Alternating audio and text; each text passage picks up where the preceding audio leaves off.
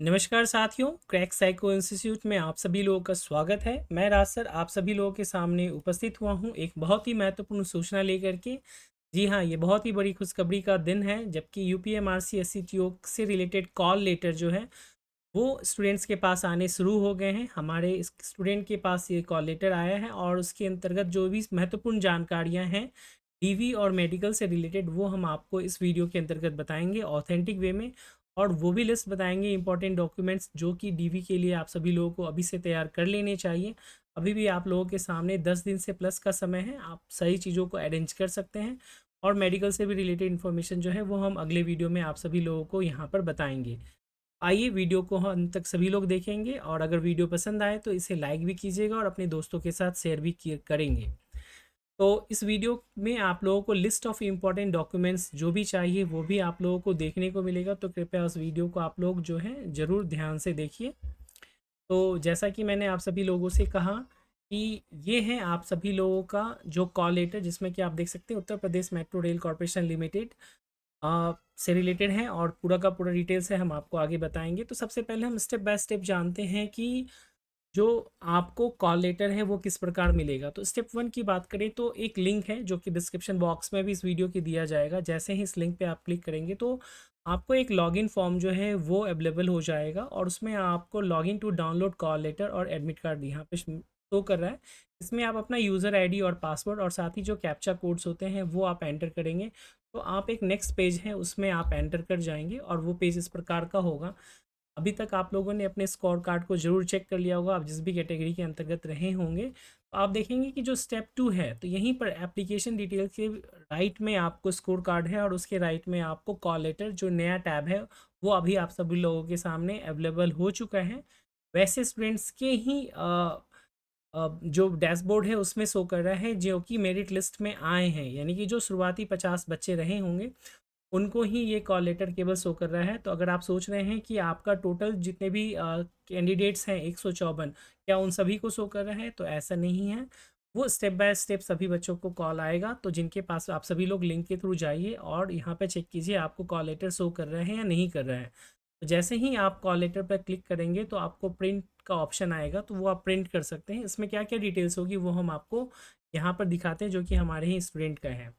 और इसमें बेसिकली 3 चीज़ों के बारे में जानकारी दी गई है। अगर हम पहले नंबर पे बात करें तो सबसे पहले है आप सभी लोगों का जो है एक बायोमेट्रिक जो है वो भी वेरिफिकेशन होगा, यानी कि आईएस जो है इसके थ्रू आपके जो भी फिंगरप्रिंट्स होंगे और साथ ही रेटिना टेस्ट होते हैं जो आपको एग्ज़ाम के टाइम लिए होंगे उससे मैच कराया जाएगा। अगर वो आपका मैच हो जाएगा फिर आपका डॉक्यूमेंट वेरिफिकेशन जो होगा, जो कि हार्ड कॉपी ओरिजिनल डॉक्यूमेंट्स की आपसे मांगी गई है, वो लिस्ट भी अभी हम आपको बताएंगे। उसका सत्यापन किया जाएगा यानी वेरिफिकेशन किया जाएगा, और उसके बाद आपको मेडिकल परीक्षण यानी कि मेडिकल एग्जामिनेशन जो भी होगा A1 कैटेगरी का एससीटीओ पोस्ट के लिए, उसके लिए आप सभी लोगों को वहाँ पर अगेन एक एडमिट कार्ड जो है वो इशू कराया जाएगा, जिसको लेकर के आप जो भी मेडिकल हॉस्पिटल्स होंगे यूपीएमआरसी के अंतर्गत वहाँ पर आप जाएंगे, और वहाँ पर आपको डूज़ एंड डोंट्स भी बताए जाएंगे कि आपको क्या क्या चीज़ें करनी है क्या नहीं करनी है। और उसके साथ ही आपका जो ये वाला प्रोसेस होगा वो उस दिन का पूरा हो जाएगा।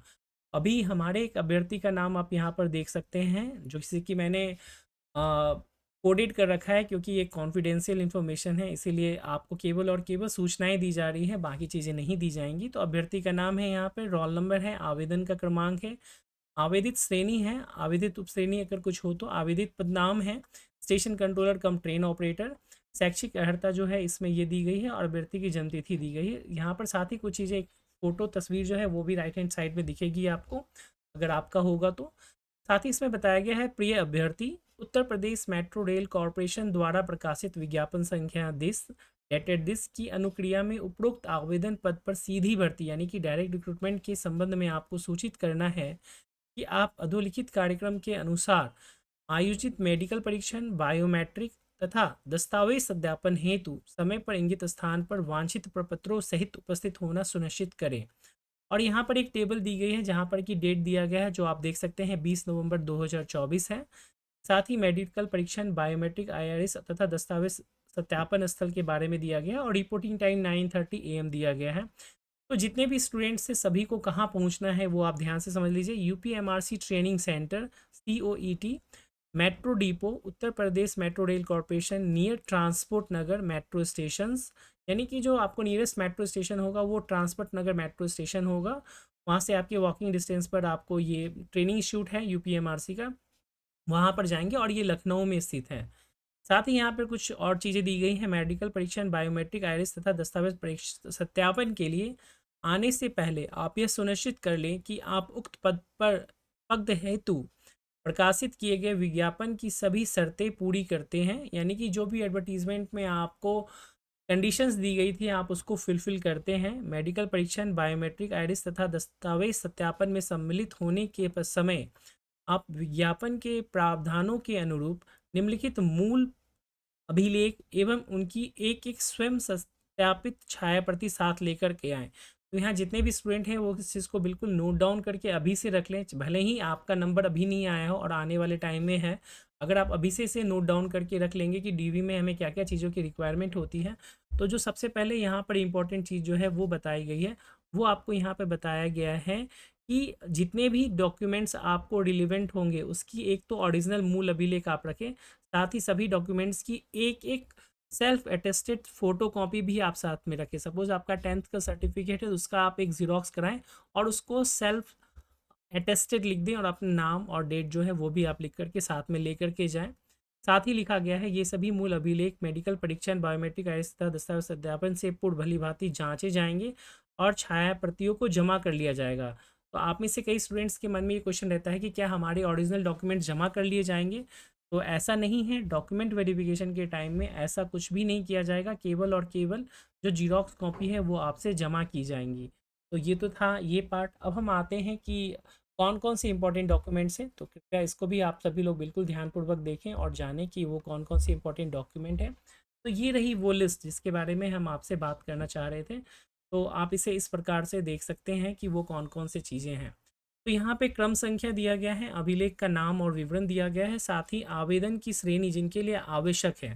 तो यहाँ पर हम सबसे पहले कुछ चीज़ों को कर लेते हैं जो सभी के लिए एप्लीकेबल हैं।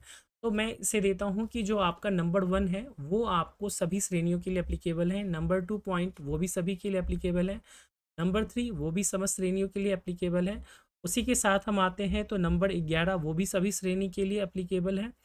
तो ये 1, 2, 3 और 11 वो सभी के लिए एप्लीकेबल है, यानी आप सभी लोगों को मैंडेटरी रूप से इसे लेके जाना है। तो सबसे पहले क्या चीज़ है, तो जो आपको कॉल लेटर अभी जिसके बारे में हम चर्चा कर रहे हैं, जिसके बेस पे हम चर्चा कर रहे हैं, ये आपको लेकर के जाना है। यानी कि मेडिकल परीक्षण, बायोमेट्रिक तथा डीवी हेतु बुलावा पत्र जो आपका कॉल लेटर आपको प्राप्त हुआ है, जो अभी आप देख रहे थे, ये आपको लेके जाना है सभी स्टूडेंट्स को। दूसरा समस्त श्रेणियों होती है, जो 10th का सर्टिफिकेट होता है उसका अंक पत्र और प्रमाण पत्र, यानी कि एक तो ओरिजिनल सर्टिफिकेट्स होते हैं और एक मार्कशीट होती है। तो जिनमें ये 10th का क्यों जरूरी होता है, तो जिनमें डेट ऑफ बर्थ यानी कि जन्म तिथि जो है अवश्य अंकित हो, वो आपको लेकर के जाना है। तो ये सभी के लिए मैंडेटरी है। तीसरे नंबर पे जो इम्पोर्टेंट चीज़ होती है वो बोला गया है कि आवेदित पद में मांगी गई शैक्षिक अर्हता, यानी कि एससीटीओ पोस्ट के लिए जो भी मिनिमम एजुकेशनल क्वालिफिकेशन थी उसका जो अंक पत्र होगा और साथ ही जो प्रमाण पत्र होगा ओरिजिनल होगा और मार्कशीट्स होंगी, वो सभी आप सभी लोगों को लेकर के जाना है। जैसे कि आप सभी को मालूम है कि जो यूआर कैटेगरी होती है या ओबीसी कैटेगरी है उसको 60% अंक चाहिए होते हैं, एससी एसटी के लिए 50% न्यूनतम अंक चाहिए होते हैं और बाकी अदर अदर कैटेगरीज के लिए अलग अलग अंक जो हैं वो दिए गए हैं। तो ये इतने अंक आपके अर्जित होने चाहिए, अगर नहीं है और आपने फॉर्म भर दिया तो डेफिनेटली आप वहाँ जाएंगे तो आपके ऊपर फ्रॉड का केस होगा। तो ऑब्वियस सी बात है आप लोगों ने ऐसा कोई कार्य नहीं किया होगा। तो ये बहुत इंपॉर्टेंट चीज़ है कि आपको सारे के सारे मार्कशीट्स लेकर के जाने हैं, यानी कि मिनिमम एजुकेशन क्वालिफिकेशन वो आपको लेकर के जाना है। तो ये 3 नंबर पॉइंट भी हो गया। अब हम आते हैं 11 नंबर पॉइंट पर। 11 नंबर पॉइंट ये है कि आप सभी लोगों को जो फॉर्म में अपलोड किए गए फ़ोटोग्राफ हैं उसकी 6 मूल प्रति, यानी कि आपकी जो फ़ोटो हैं, आप सभी लोगों ने जो फ़ोटो अपलोड किए होंगे, आप डेफिनेटली आपके पास सॉफ्ट कॉपी होगी या नहीं है तो आप जहाँ से भी फ़ोटो खिंचाए होंगे तो उसी की सेम टू सेम फ़ोटो जो है वो 6 पीस आप सभी लोग प्रिंट आउट करा करके लेकर जाएं, ताकि ज्वाइनिंग के टाइम में अलग अलग तरह के फॉर्म होते हैं उसमें आप उसको फिल करें। ये सभी श्रेणी को लेकर के जाना है। 1, 2, 3 और 11 नंबर पॉइंट ये सभी के लिए एप्लीकेबल है। अब हम आते हैं पॉइंट नंबर 4 पे। यहाँ पर कुछ एनेक्सर्स जो हैं वो दिए गए हैं। आप सभी लोगों ने जो एडवर्टीजमेंट नंबर्स होंगे उसमें आपने देखा होगा एनेक्सर 3 है, एनेक्सर 4 है, एनेक्सर 5 है और एनेक्सर 6 है। तो वो क्या है हम जानते हैं। तो जो भी SC ST कैटेगरी हैं यानी अनुसूचित जाति और अनुसूचित जनजाति, उनसे रिलेटेड जो भी प्रमाण पत्र होंगे और वो भी उत्तर प्रदेश की होने चाहिए, अदर्स के नहीं होने चाहिए, वो आपको प्रमाण पत्र जो भी उसके सक्षम प्राधिकारी होते हैं उनसे आपका सर्टिफाइड होना चाहिए, वेरीफाइड होना चाहिए, वो चीज़ें होनी चाहिए। साथ ही हम बात करते हैं जो आपका एनेक्सर नंबर 4 है उसमें OBC, ये बच्चों के मन में प्रश्न होता है कि OBC कब का होना चाहिए, कितना पुराना हो चाहिए, सारी चीज़ें। OBC नॉन क्रीमिलियर से रिलेटेड जो भी लेटेस्ट, यहाँ पे नवीनतम की बात की जा रही है, यानी हम क्या बात कर रहे हैं, लेटेस्ट की बात करें। ये आपका लेटेस्ट होना चाहिए, जो विज्ञापन में निर्धारित परफॉर्मा है उसके अकॉर्डिंग होना चाहिए और विज्ञापन की अंतिम तिथि से 1 साल के भीतर निर्गत हुआ होना चाहिए। अब यहाँ पर कई बच्चों के प्रश्न ये भी आते हैं कि सर हमारा पहले का है, रिन्यू नहीं हुआ है। तो अभी भी आपके पास टाइम है, आप एक बार रिन्यू नया करा लीजिए, क्योंकि ये हर साल आपको रिन्यू कराना होता है। और साथ ही साथ आप लोगों ने जब फॉर्म फिल किया होगा तो डेफिनेटली आप लोगों ने इसको भी किया होगा। तो विज्ञापन की अंतिम तिथि से 1 साल के भीतर का निर्गत हुआ होना चाहिए। और ये भी केवल और केवल OBC जो होगा वो उत्तर प्रदेश के OBC के लिए यहाँ पर बात की जा रही है। पॉइंट नंबर 6 है, वो बात की जा रही है इकोनॉमिकली वीकर सेक्शन, यानी आर्थिक रूप से जो कमज़ोर वर्ग के व्यक्ति हैं या उम्मीदवार हैं, उनके लिए एक एनेक्सर परफॉर्मा जो है वो यहाँ पर दिया गया है, जो कि 1 है।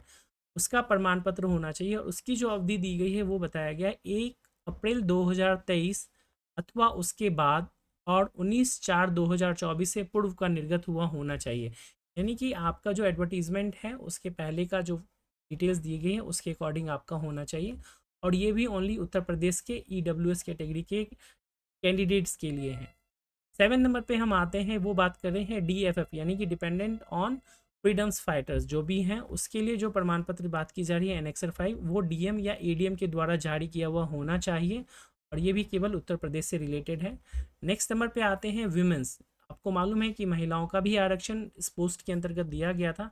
तो जो भी उत्तर प्रदेश की महिलाएं हैं उनको एनेक्सर 6 जो है वो फिल करके जाना है और उसका आपको होना चाहिए प्रमाण पत्र। और उसके लिए डोमिसाइल यानी कि जो निवास प्रमाण पत्र होना चाहिए वो उत्तर प्रदेश का होना चाहिए और जो कि पिता की ओर से सक्षम प्राधिकारी द्वारा जारी किया गया हो। यानी कि आप में से कई स्टूडेंट्स ऐसे हैं फीमेल्स जो कि जिनकी शादी हो चुकी हैं, उनके लिए प्रश्न होता है कि वो डोमिसाइल हम कहाँ का बनाएं। तो यहाँ पर चीज़ें स्पष्ट रूप से दी गई हैं कि आपके फादर्स के एंड से ये चीज़ें प्रोसेस्ड होनी चाहिए, यानी निवास प्रमाण पत्र वहाँ का होना चाहिए। नेक्स्ट आते हैं पॉइंट नंबर 9, जो कि एक्स सर्विसमैन कैटेगरी के अंतर्गत आते हैं। उसमें यूपी का निर्वास प्रमाण पत्र आवश्यक रूप से ज़रूरी है। अब यहाँ पे एक और इम्पोर्टेंट क्वेश्चन आता है जो कि वेरी वेरी इंपॉर्टेंट है।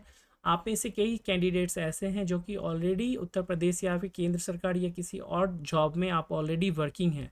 तो यहाँ पर जो NOC की बात की जा रही है वो केवल और केवल गवर्नमेंट जॉब सेक्टर की बात की जा रही है। प्राइवेट सेक्टर के लिए NOC की कोई रिक्वायरमेंट नहीं है। यहाँ ऑलरेडी लिखा गया है गवर्नमेंट, PSU और स्वायत्त संस्थान के कर्मचारियों के लिए NOC की आवश्यकता है, जो कि वर्तमान सेवा योजक द्वारा जारी किया गया होना चाहिए। तो ये आप लोगों ने ऑलरेडी ले लिया होगा, अगर नहीं लिया है तो आप ऑब्वियसली जब आप फॉर्म फिल कर रहे होते हैं तभी आपको ये लेना होता है NOC। अगर नहीं लिया होता तो अभी भी आप ले सकते हैं। ये कुल 1 से लेकर के 12 पॉइंट है, वो चीज़ें यहाँ पर आपको दी गई हैं। यहाँ कुछ और वेरी वेरी इंपॉर्टेंट पॉइंट्स जो है वो यहाँ पर बताया गया है।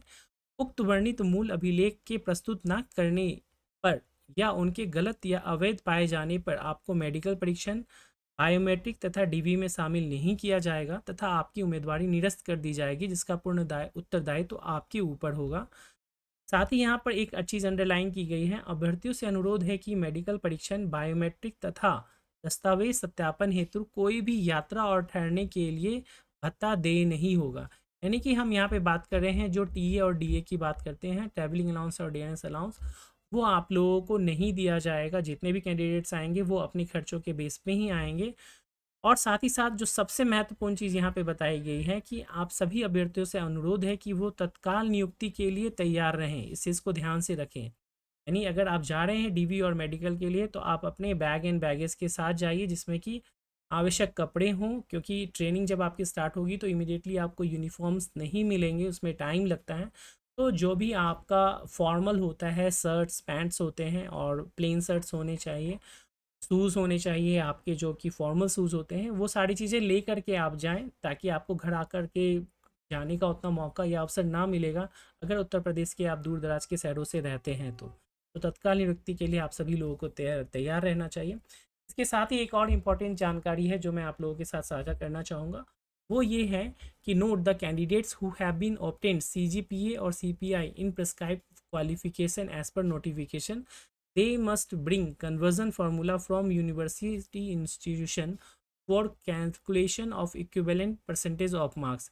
यानी कि ये समस्या वहाँ आती है जहाँ पर कि प्रतिशत में मार्क्स ना दे करके CGPA और CPI यानी कि परसेंटाइल के रूप में मार्क्स दिए जाते हैं, तो जो उसका कन्वर्जन फार्मूला होता है, तो जहाँ तक मैंने कई स्टूडेंट्स के पास्ट में हिस्ट्री में देखे हैं, वहाँ पर चीज़ें जो होती हैं, जो मार्कशीट होती है उसी के पीछे में जो है कन्वर्जन फार्मूला भी दिया रहता है। तो अगर आपके साथ आपके मार्कशीट में ऐसा कुछ है तो कोई ज़रूरत नहीं है, बट अगर ऐसा नहीं है तो आपको क्या करना पड़ेगा, जो भी आपकी यूनिवर्सिटी या इंस्टीट्यूशन होगा आप वहाँ पर जा कर के उनके, ध्यान रखिएगा, उनके लेटर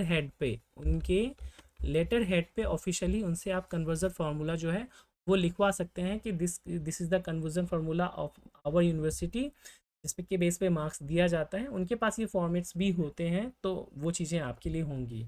यही कुछ इंपॉर्टेंट इन्फॉर्मेशंस थी, और इसके साथ ही मैं एक इम्पॉर्टेंट इन्फॉर्मेशन ये दे दूं कि मेडिकल एग्जामिनेशन DV का तो सारा कुछ आपको बता दिया गया है।